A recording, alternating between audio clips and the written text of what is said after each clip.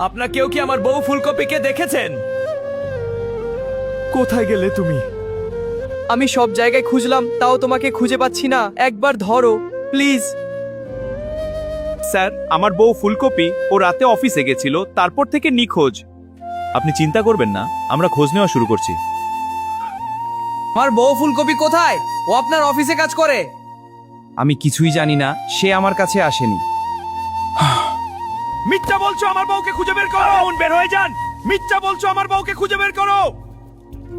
আমি পারছি না, কোথাও পাচ্ছি না তোমাকে।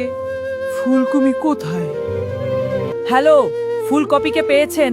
আপনি একটু নদীর ধারে আসবেন, একটা লাশ পাওয়া গেছে। না না, এটা হতে পারে না। না!